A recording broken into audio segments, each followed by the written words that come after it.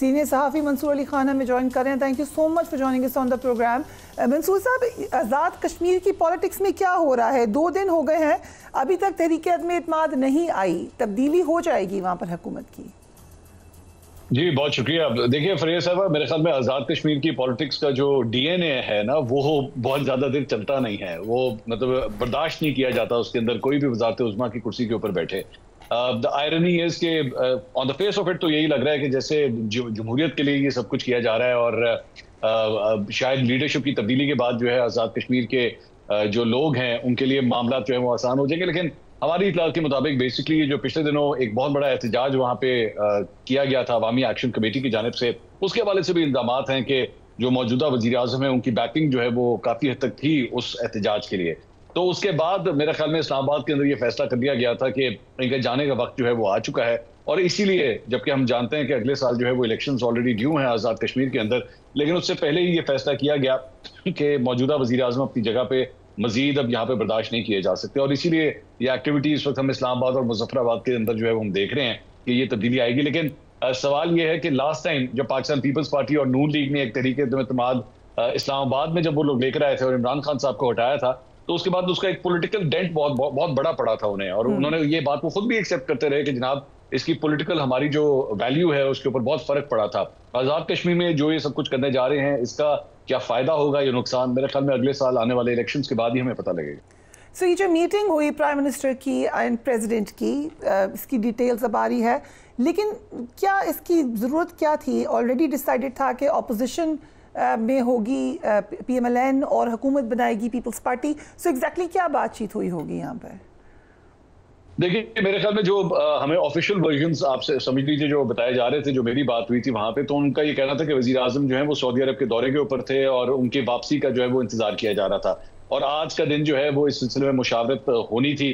अभी थोड़ी देर पहले वजीर आजम जो है वो खुद भी एक तकरीब के अंदर वहां पे मौजूद थे, एक लैपटॉप स्कीम की तकरीब के अंदर मौजूद थे। तो आज जरा उनका बिजी स्केड्यूल था, लेकिन बेसिकली हमें तो ये बताया गया था कि उनका इंतजार किया जा रहा है। लेकिन अंदर की खबर ये है कि बेसिकली वजारतों के हवाले से कौन कौन सा पोर्टफोलियो किसको मिलेगा किसको नहीं मिलेगा, और कहीं ये ना हो कि दोबारा से एक प्रोटेस्ट जो है वो कहीं लॉन्च हो जाए, गलत लोगों के पास अगर कोई इंपॉर्टेंट पोर्टफोलियो चले गए तो ये ना हो कि एहतजाज जो है वो दोबारा स्टार्ट हो जाए मौजूदा वजीर आजम की बैकिंग के साथ, कहीं ऐसा ना हो। तो शायद इस वजह से जरा हर कदम जो है वो फूक फूक के उठाया जा रहा है। So coming to national assembly, speaker ने महमूद खान अचकज़ई की जो पुरानी स्पीचेस हैं उनका रिकॉर्ड मंगवाया है।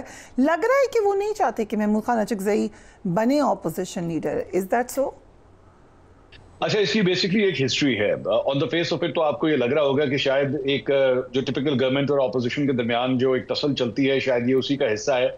लेकिन actually there is a personal vendetta between the speaker कौमी असेंबली एंड महमूद खान अचकज़ई साहब, और ये डेट बैक करता है तकरीबन 2013, 14, 15, 16 जब अयाज सादिक साहब उस वक्त स्पीकर कौमी असेंबली हुआ करते थे। तो बेसिकली उस वक्त महमूद खान अचकज़ई साहब जो है वो अफगानिस्तान के एक दौरे के ऊपर गए थे एक वक्त के जरिए, और उस वक्त को जो प्लान किया था वो उस वक्त के स्पीकर ने बेसिकली सारा कुछ प्लान किया था। महमूद अचकज़ई साहब जब वहां पे अफगानिस्तान गए थे तो वहां पे जाके उन्होंने चंद पब्लिक प्लेटफॉर्म्स के ऊपर चंद ऐसी तकरीरें की थी जो बड़ी काबिल एतराज थी। पाकिस्तान और अफगानिस्तान के मामला को लेकर कुछ बड़ी काबिल एतराज किस्म की तकरीर की गई थी।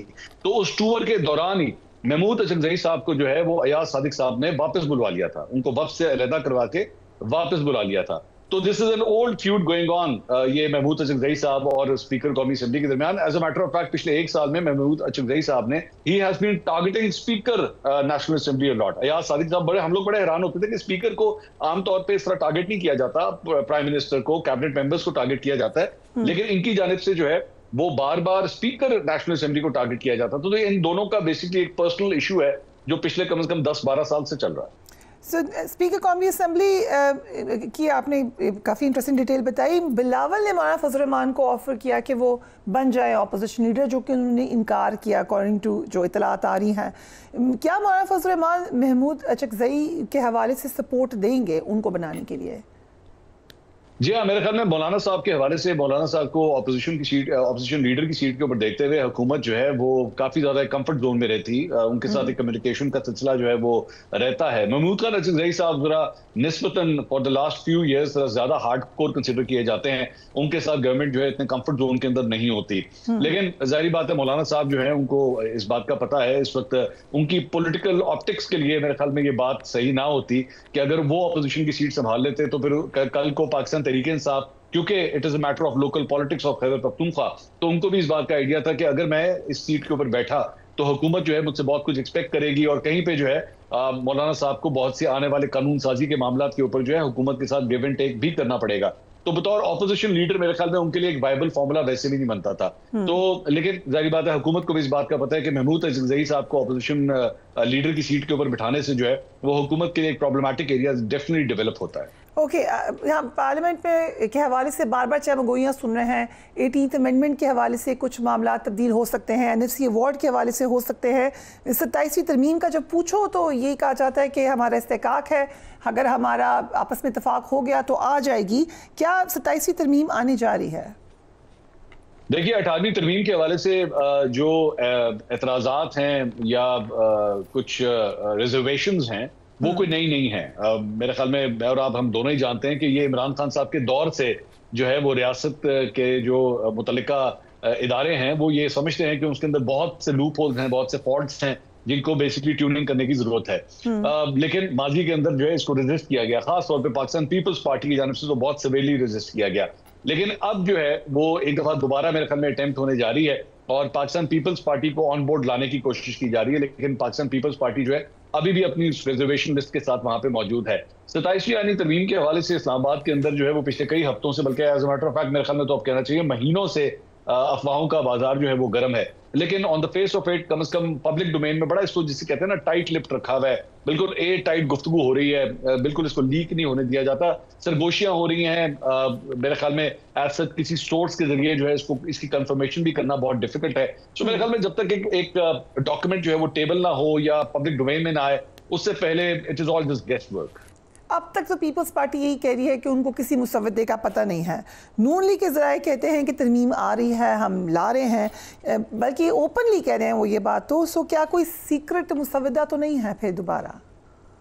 नहीं, मेरे ख्याल में जिस तरह मैंने आपसे कहा ना सीक्रेट मुसव्वदा तो है, ऐसा नहीं है कि नहीं है, आपस में बातचीत तो है। और पाकिस्तान पीपल्स पार्टी भी जो है वो ऐसा नहीं है कि उनको पता नहीं होगा और वन फाइन डे वो जब नेशनल असेंबली में आएगी तो पता लगेगा जनाब बिल जो है वो टेबल हो गया, ऐसा नहीं है। Pakistan peoples party totally on board होगी, अगर होगी तो, और अगर नहीं होगी तो ऑब्वियसली ये नहीं आएगा। लेकिन सीक्रेसी के साथ आखिर तक इसको जितना सीक्रेट रखा जा सकेगा वो रखा जाएगा। लेकिन जो मेन लोग हैं, जो डिसीजन मेकर्स हैं, जाहिर बात है उनकी नॉलेज में होगा ये सब कुछ। लेकिन पब्लिक डोमेन में जो है वो ये तमाम रहनुमा यही इंप्रेशन देंगे कि हमें कुछ नहीं पता, हमारी नॉलेज के बगैर ये सब कुछ हो रहा है। और अल्टीमेटली जब मंजूर कराने की बारी आएगी तो हाथ खड़ा करके उसको एक्सेप्ट भी करेंगे। सो सीक्रेसी जो है वो काफी ज्यादा रखी हुई है। मेरे ख्याल में चंद ही लोग हैं, उंगलियों के ऊपर गिने जा सकते हैं शायद, जिन्हें 27वीं आईनी तरमीम की असल इंफॉर्मेशन जिनके पास इस्लामाबाद में होगी।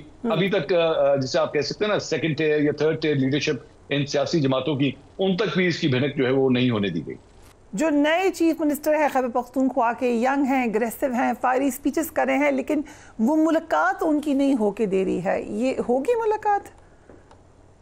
देखिए अल्टीमेटली तो मेरे ख्याल में आपको मुलाकात करवानी पड़ेगी। अब सिर्फ सवाल ये है कि एक कॉइन टॉस, जिस तरह कहते हैं ना कॉइन टॉस सिचुएशन एक चल रही है कि जनाब हेड्स आएगा पहले या टेल्स आएगा। सो यहाँ पे जो है वो यहाँ पे भी इसी चीज का इंतजार किया जा रहा है। अफरीदी साहब ने मेरे ख्याल में आज कम से कम असेंबली के बाहर जो है वो मीडिया से गुफ्तगू करते हुए कहा है कि जी 10 रुकनी काबीना जो है वो हमने फॉर्मुलेट कर ली है, अनाउंस नहीं की है लेकिन फॉर्मुलेट कम से कम जरूर कर ली है।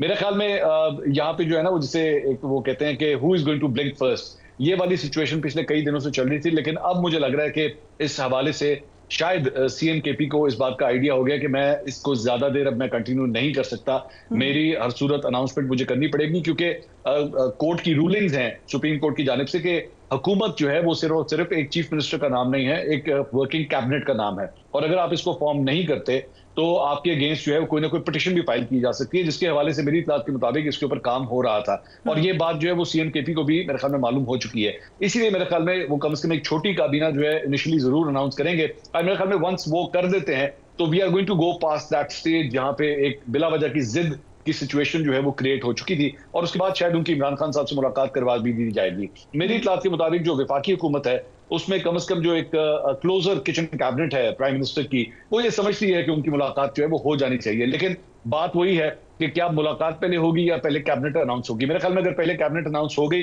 तो शायद उनकी इमरान खान साहब से मुलाकात के जो चांसेस हैं वो काफी ज्यादा ब्राइट हो जाएंगे।